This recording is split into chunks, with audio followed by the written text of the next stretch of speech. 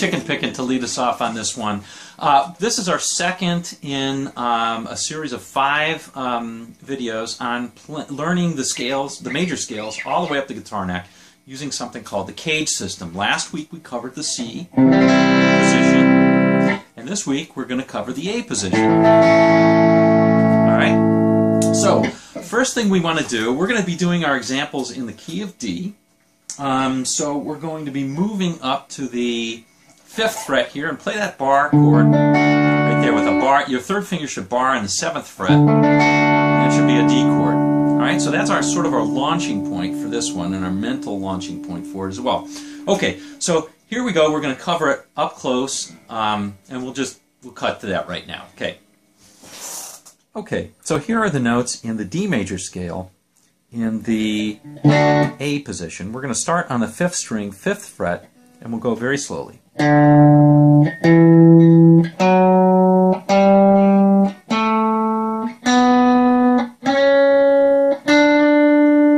continuing up.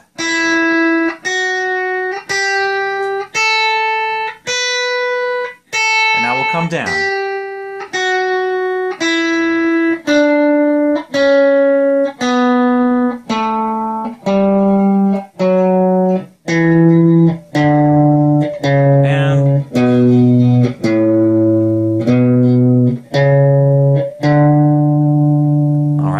That is what it is, coast to coast.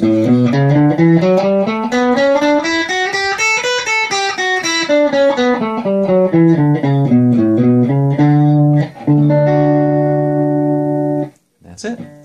All right.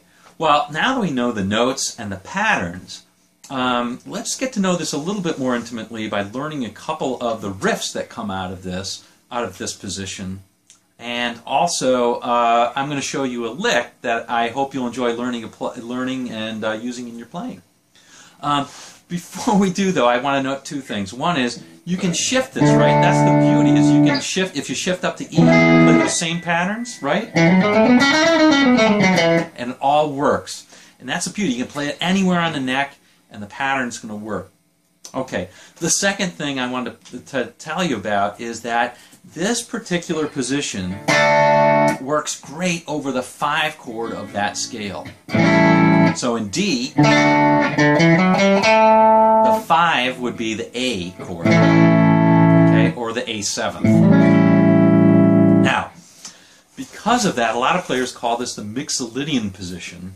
And I know we're jumping the gun on this one. I know we're not supposed to be talking about modes, but it does go to show you that knowing the major scales is really the key, the first key to to getting the modes down. Anyway, we're going to be doing a couple of examples in that work great over the A7 chord. So here's the first one, and you'll recognize it right away, I'm sure. Here's a great riff that comes out of it.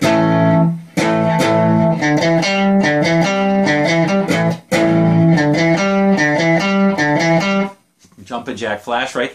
All of those notes come right out of that D scale if you're going to play that, it using an A chord, right? Now the Stones played it in B, but guess what? We know how to transpose that up, right? All right. How about this one right here?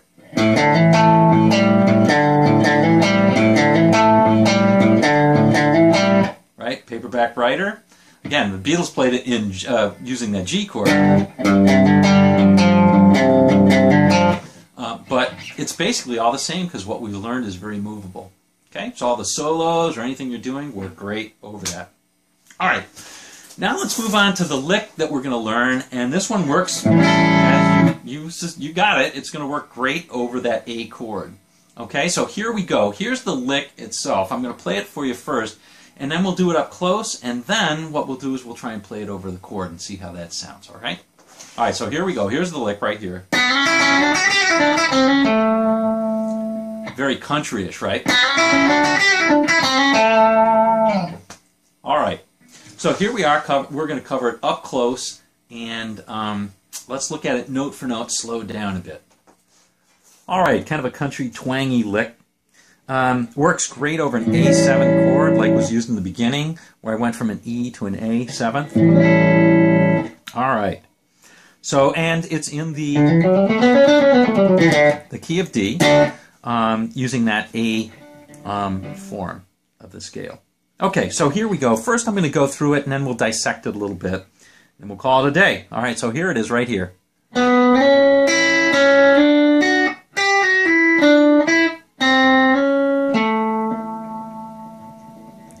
Okay, so just briefly, what's happening there is we're sliding from on the third string, from the fourth to the sixth, into an A chord.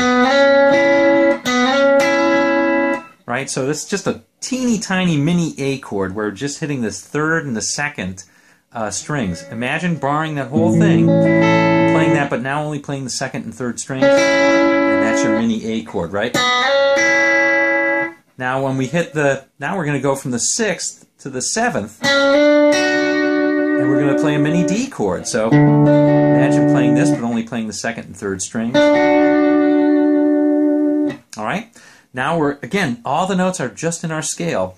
Now we're going to pull off from the 8th all the way to the 6th with the 7th in the middle. All right, and now we're going to pull a typical maneuver by playing on the 7th, on the 3rd,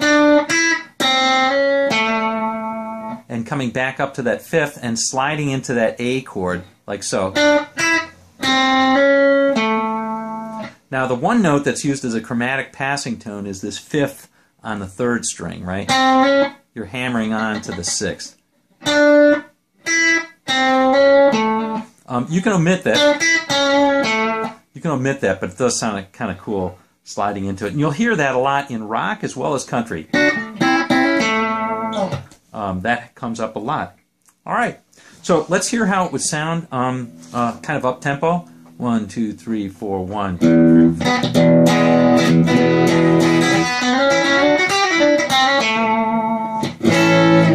All right, so there you go. That's the A position in the cage. So next week we'll do the G position, and hopefully you're enjoying this and learning quite a bit out of it. And let me know what you think, and we'll see you on down the road.